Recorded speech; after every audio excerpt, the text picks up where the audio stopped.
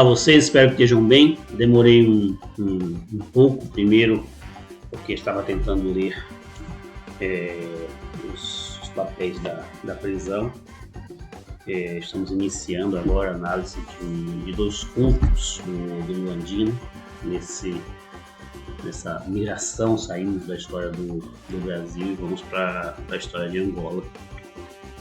E o Luandino Vieira recém lançou, uns 4 anos, 5 anos atrás, um pouco mais, papéis da prisão.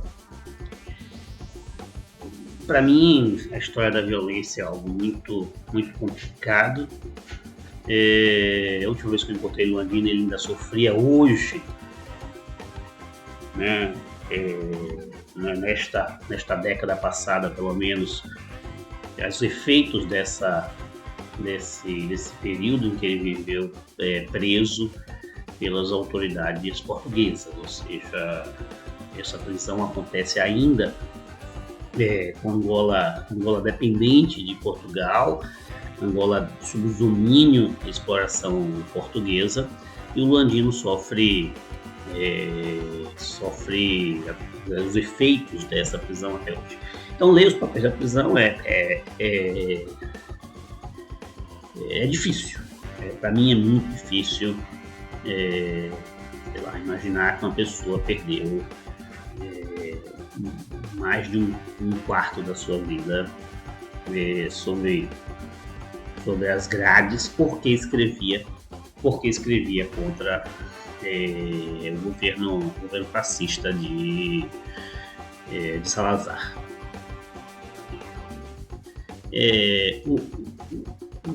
O efeito disto também é nós pensarmos, né, a literatura angolana, mas também pensarmos o processo de formação da nacionalidade angolana.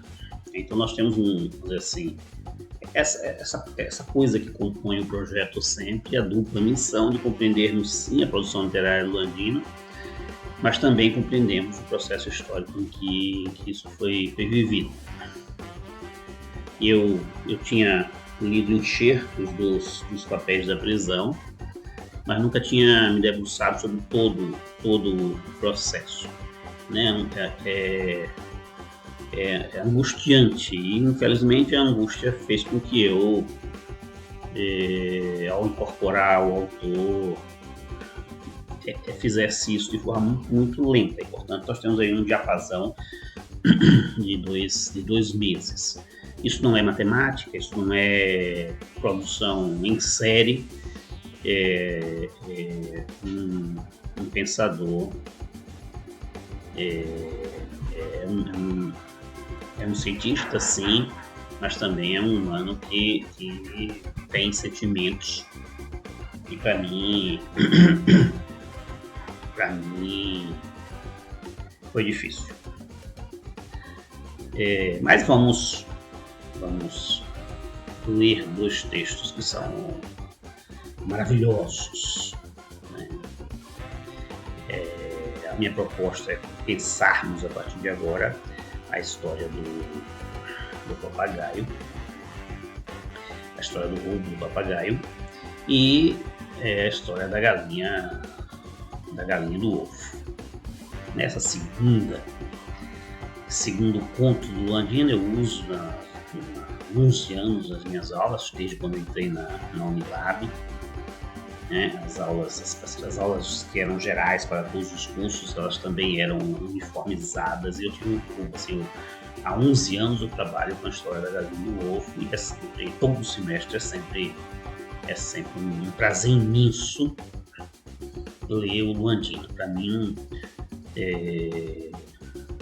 um dos maiores escritores em língua portuguesa que já existiu. E esse texto para mim, eu classifico entre aqueles textos que são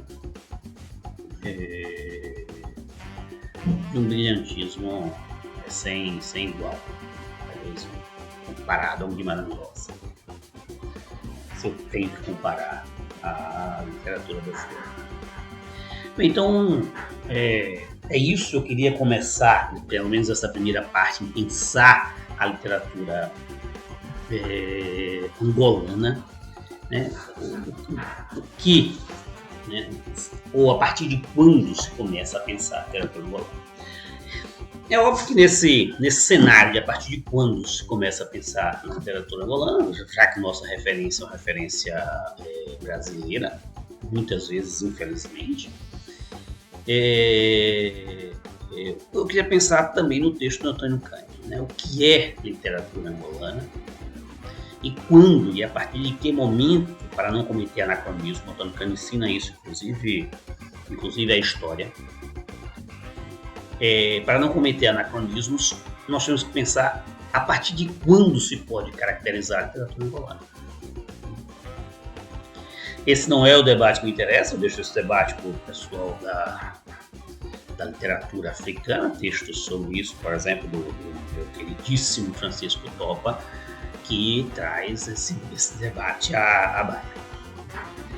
Mas o que eu quero pensar é que a partir de determinado momento, né, o pensamento deste autor, que é o nosso objeto, começa a divergir do pensamento da oficialidade da colonização portuguesa.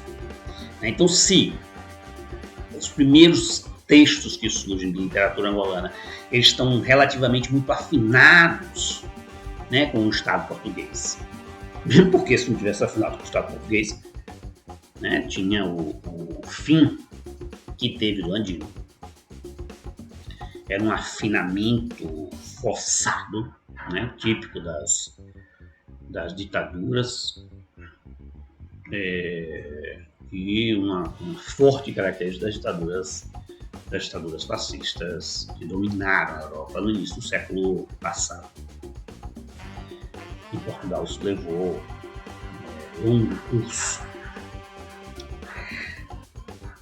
Então, o que nós devemos pensar e imaginar é quando podemos caracterizar esta literatura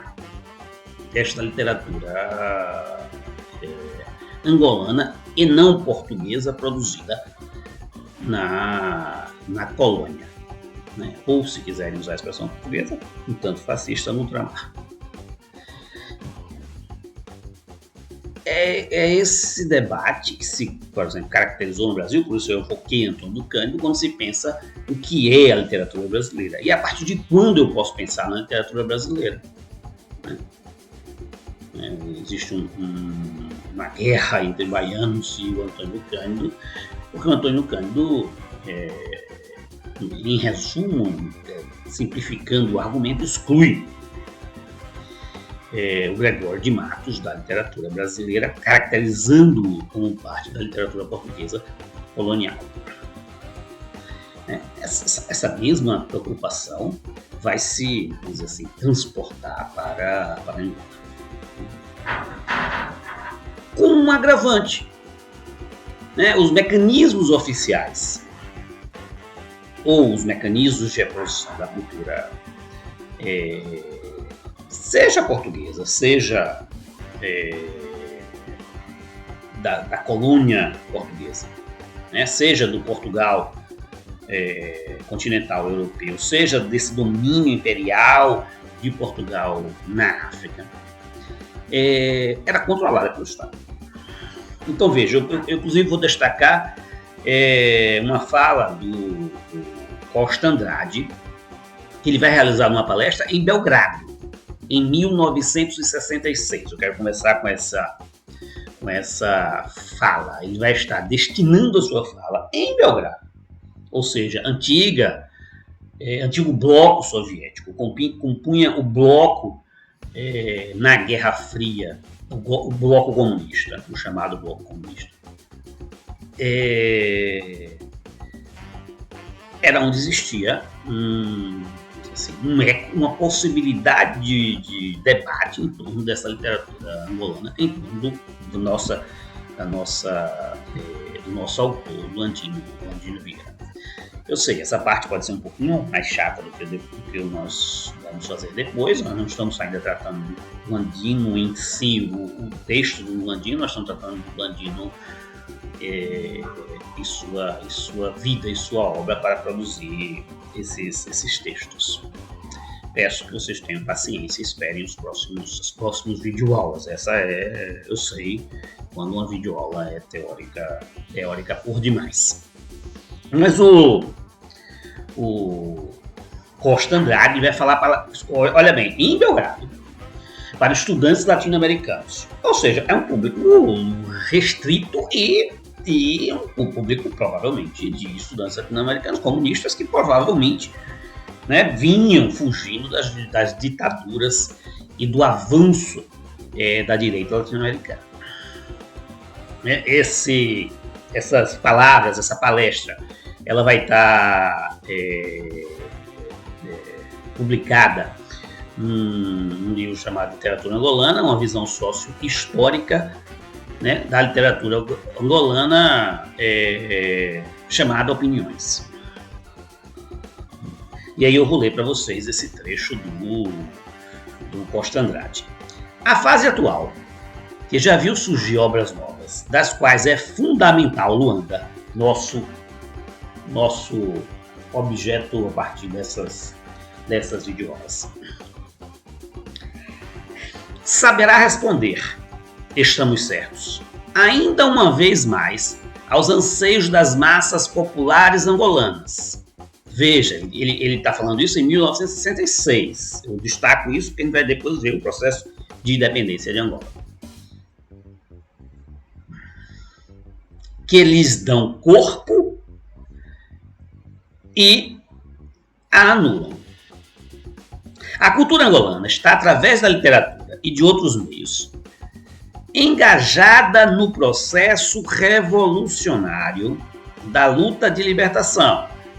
Ou seja, nós não estamos ainda falando da Angola independente, mas nós já estamos vivenciando esse processo de luta pela independência. Quem sabe que foi árduo e longo, né? O mais longo dos processos são os processos das independências portuguesas. É quem leva ao extremo a exploração dos espaços africanos. Eu digo exploração direta, através do Estado, porque a exploração dos espaços africanos até hoje, assim como dos espaços latino-americanos até hoje existe. O somatório de todos os esforços, no sentido de definir-lhes caminhos sempre mais precisos, ou seja, qual é o caminho de fato a seguir para essa literatura angolana desprendida, independente, né, do domínio colonial português. Sempre mais africanos. É obra de todos os angolanos revolucionários, para que a fase da literatura clandestina, a da conscientização, a da guerra, não se substitua a outra que não seja a da literatura angolana independente e sem censura do Estado português. Esses complementos boa parte dos complementos são meus, eu fiz alguns enxertos nessa leitura. O nosso texto, esse texto que nós vamos, né, trabalhar, pelo menos os dois últimos contos, os dois últimos ensaios desse texto, ele é de 1965, pelo menos a sua primeira publicação, né? Então, nós estamos vivenciando aí 10 anos antes da independência, né? Processo este que Luandino continua preso mesmo depois de publicar mesmo depois de publicar Luanda. E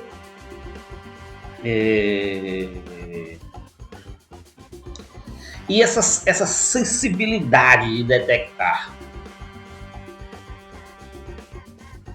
ou de reviver o Muzek, de reviver os rincões tipicamente angolanos, com menos influência dos portugueses, ou com influência de conflito, né, de luta de classes entre a população tipicamente angolana, daquela população que estava ali para dominar e explorar a colônia portuguesa.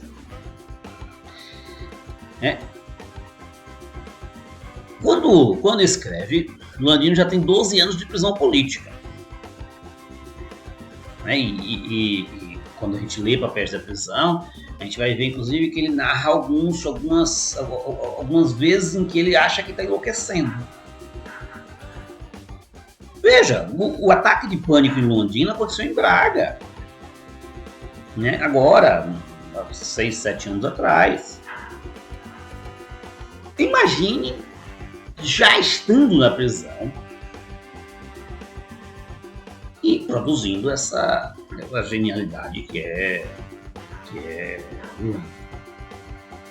e com o anseio, com o anseio do Landino é que o processo de dependência se concretize.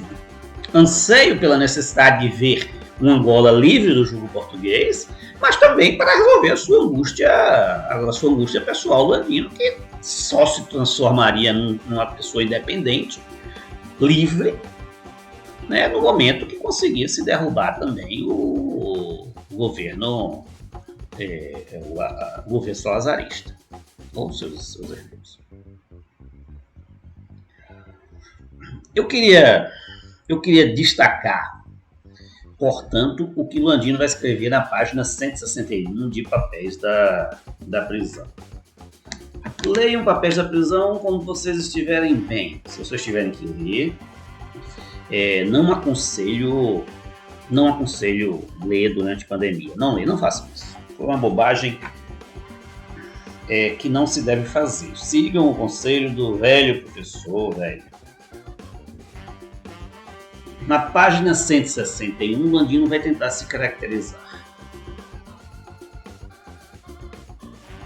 Hoje, né, é o encontro dele na prisão com o Parreira. Então ele vai dizer: hoje o Parreira disse-me que me ia enviar um bilhete. Veremos o que ele quer. É um moço do estilo Held, Neto, nos primeiros tempos. Cheio de personalidade e mentalidade. Defeitos de unção, entusiasmo de adolescente. No sábado à tarde, à porta, disparou-me uma pergunta que deu origem ao seguinte diálogo: és comunista? Assim, sem mais nem menos. Não. Democrata? Não. Então, liberal? Não. Sou escritor. Reação imediata e resposta rápida. Não tens vergonha?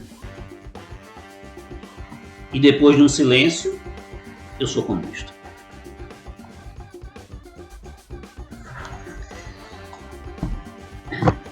Veja, de um diálogo residual sobre a sua característica política, Landino consegue transformar o drama e talvez só isso para conseguirmos suportar a dor do Landino e do que se vivenciou neste período em algo jocoso, em algo que chega a ser engraçado. O Landino consegue transformar a tragédia em comédia. É primoroso quando se consegue fazer isso. É algo assim, para mim, pelo menos, que adoro amenizar a dor com o riso. É de uma grandiosidade imensa. É esse autor que nós vamos nós vamos ler, né? Nós vamos tentar discutir com vocês. Esse autor fica preso entre 61 e 72 e continua até 1974 uma espécie de prisão domiciliar em Lisboa. Quando eu falei um quarto da vida neste momento, né? Mais de um quarto, inclusive. O Andino viveu mais tempo depois. Vive, né, mais tempo do que isso que eu narrei. Mas são 12 anos de prisão. 13 anos se eu contar a prisão domiciliar. Não é pouco para um crime político. Para os dois crimes dele, eu era comunista ou escritor. Na verdade, ele é punido porque é escritor. Mas aí nós vamos tentar compreender, e aí as próximas aulas eu juro que vai ser menos dura, tentar entender o que é que ele escreve nesses dois contos. Fazer uma mistura desses dois contos para entender a história da independência angolana. Uma contribuição para a história da independência angolana. Não vamos aqui, nesse pequeno espaço, querer substituir os teóricos que estudaram a independência angolana, longe de mim. Então as duas histórias, os dois contos em Luanas, é a história da galinha e do ovo e a história do ladrão e do papagaio. E aí, para concluir essa parte introdutória, eu gostaria de voltar aos papéis da prisão na página 225. E aí eu me livro dos papéis da prisão porque me deixa triste. Essa eu juro que, embora eu tive algumas surpresas maravilhosas nos papéis da prisão, inclusive uma foto, um desenho da galinha, e eu nunca imaginei a Kabiri como uma galinha de Angola. Né? Galinha de Angola chamamos nós brasileiros, Guiné, fraco. Eu sempre imaginei a galinha como uma galinha, e não como uma galinha como esta galinha que nós conhecemos como galinha de Angola ou Guiné. Esses dois nomes dos países dominados por Portugal. Mas eu queria destacar um trecho que foi retirado da história da galinha e do ovo, né? Porque nos papéis da prisão, além da violência e dos traumas sofridos por Andino, tem, né, parte do processo de escrita do Andino. Né? E esse trecho foi eliminado por ele no processo de fazer o texto, né, de produzir a sua literatura. Nós podemos acompanhar o que foi eliminado, o que foi inserido, o que foi modificado, o que foi riscado. Né? Então vejam que temos aqui, né, na letra de Andino aquilo que ele escreve apanhando da câmera, é o contrário, pensar ao contrário disso. Né? Então é esse trecho aqui que eu vou ler para vocês, claro que o pessoal está aqui digitado. Quando tem que fazer biografia. Então ele diz: vou pôr a história da galinha e do ovo. Estes casos passaram no Luzeque, Zambizanga, nessa nossa terra de Luanda. E a partir daí ele corta. Muito embora tenha reescrito isso aqui de outra forma. Se é bonita, se é feia, não sei. Vocês é que vão dizer. Se vai ser comprida, talvez. O que eu sei, que essa história da galinha e do ovo é preciso contar. Eu só sei, é preciso contar. Contar. Mais nada. História. E é por isso que quando tem onça a rondar o quintal das galinhas, as pessoas não devem discutir de quem é a galinha, de quem é o ovo. As pessoas não devem discutir se a galinha é minha, se a galinha é tua. Precisa mais é matar a onça. Primeiro, precisa mais é matar a onça. Nada é mais atual do que nos unirmos para matar a onça. Vamos aos próximos episódios do Luandinho.